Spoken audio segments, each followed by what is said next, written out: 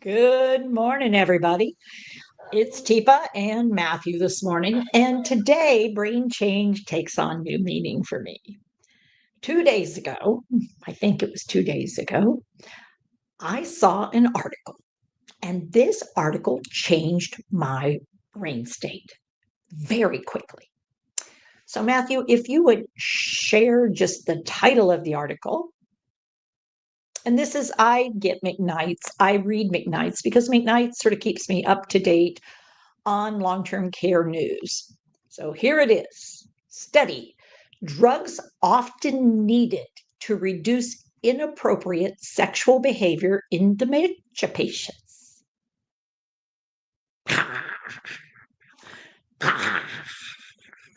That to me was not a fright reaction. Matthew, what reaction of all the amygdala reactions I could have, what was mine? Yeah, I think that was probably more on the fight side, Teepa. Yeah, that was like the fight. Yeah. And I want to seek. I want to seek the original article. Yes, I want and to check it seek. out. That's So right. yeah, we can look for the original article. There is one. It's a review of articles. Guess what? It's all crap. It's crap because of perspective. It has a lot to do with a belief that people living with dementia are like primitive beings, that they don't have any ability to do anything, and that we have to sedate them. We have to get rid of things, and everything that we see is the way to see it. They can't possibly have a different perspective that maybe has, let me see how to put my hands, that has value. I should do what I usually do. And instead, they won't behave, so we've got to do something. 25% of people living with dementia have inappropriate sexual behavior. I can tell you from 45 years of practice, that is absolutely crap. And if we were not on public channel, I would give you what it really is. I'm holding back. I'm doing a little impulse control. As a matter of fact, I had to wait a couple days before I could even do this.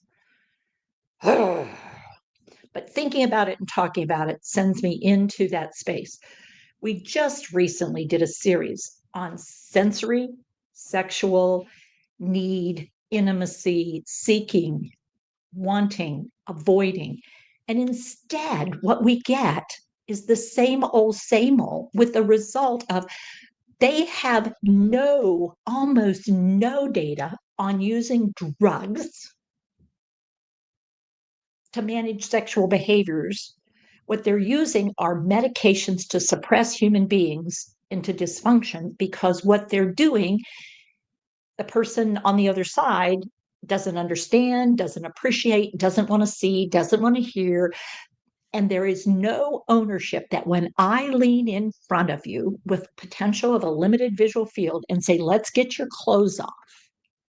And I know that you have a history recently of having issues with awareness of time, situation, awareness of relationship problems, that your brain might take my data and think something different than I think I'm presenting. And then when you do something in response, I'm taking your shirt off. And your brain is like, oh, well, okay.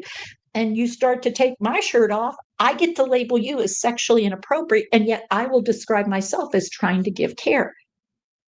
So, what's the real problem? Absolutely no awareness, knowledge, or skill in training on how to approach and engage someone with brain change. And we went over that. All right, Matthew, I'll pause and breathe for a second. Well, you may not need to breathe. I might. So, what's going on here? Let's just be really honest. What is happening here? What do you think? So, Teepa, I think once again we're seeing exactly what you're pointing out. It's that lack of awareness, knowledge, and skill that we really see is missing out there in the world of anybody who is going to provide support for another human being, or who's going to attempt, because this isn't what's happening. We know this isn't what's happening, but to attempt that idea of making this mutually beneficial, recognizing what's changing, recognizing what's happening, being able to shift, which, granted, I will say, when you read the article, and I'll put the link for the JAMA article so you Mhm. can read that one, because that one I feel like does a better job of saying, look, we need way more data. we need to do way more studies because this does not give us conclusive evidence that you need to give medication. And so But that did I they offer really good solutions to no, try to avoid these situations? no, Why they would didn't people offer take their that. clothes off in a common space? Why would Yeah, people unzip their pants and go to the bathroom in a common space? Why would people do that? That's not sexual. Why would no, people seek to touch another human? Why would they want you to touch them? Why might they say things? I mean, let's, oh, yeah. There's more. There's way. So either way, there is so much more that needs to be done. There is so much more that needs to be done, and to be a part of these studies, to say truly that they did everything that they could to see what happens in these moments when they create changes, when they do different things.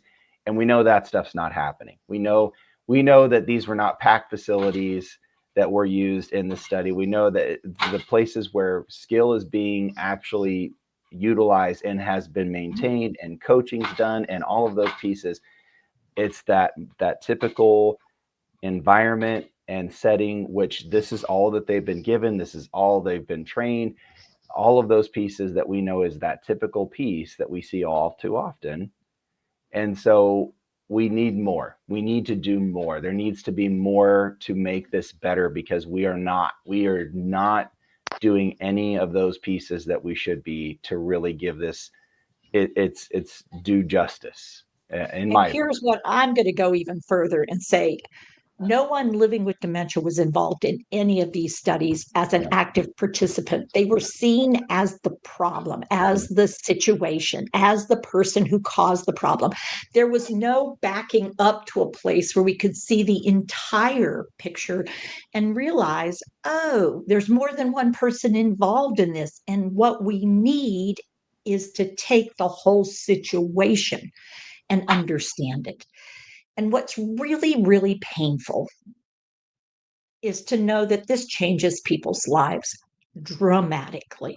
Not just the person living with dementia, but their families, their spouses, their children, the carers, that this trauma that is being perpetuated on people, well, you have to hold their hands down, you have to do this, you have to do this, these ideas of how you manage someone, that's totally off base. We need to separate out what is sexual, what is sensual, what is sensory, what is dementia induced changes in the brain that require us to shift how we do what we do, and what's environmental, and what we have options to change other than trying to fix or sedate the person or control the person. Instead, engage with the person. So, as part of that, Joanna Fix and I have done a video together. We sat and we talked about sex and sensory, and we're going to make that available. If you are interested in that, we've got to figure out how we're going to do it. I only want people who are interested really to take a look at this. If you're not interested, don't. If you are interested, we need to figure out.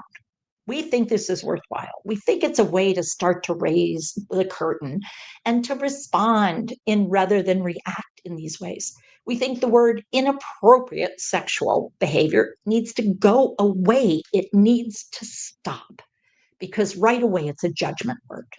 We need to talk about a surprising incident, something that surprised me, and then let's figure it out from there. So we'll figure out more, but if you're interested, maybe send us a message. And Matthew? so Teepa, what we'll do is we will put this on YouTube because we have a Mhm. YouTube channel that has, if you have not found it yet, please go look. We have a YouTube channel that has a lot of videos, a lot of content pieces on there. We will get that up onto YouTube and we will share the link out on our different social media platforms of here's where you can go to actually see that broadcast. So that way you have access to it. You'll be able to find it.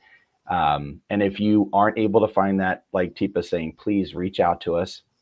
You can reach out to us at info@teepasnow.com and let us know, hey, I'm looking for that video, and we can support you with trying to navigate to that spot. Okay, great. Okay, so till next time, I know I kept you a little long. Didn't mean to, but Till next time, take care of yourself, take care with your care, and let's raise a little ruckus because this isn't okay. And it isn't true. And it's about time we start saying that's not true. We're just perpetuating negative stereotypes, stigma, and myth. And it's time for this to stop. Bye, everybody.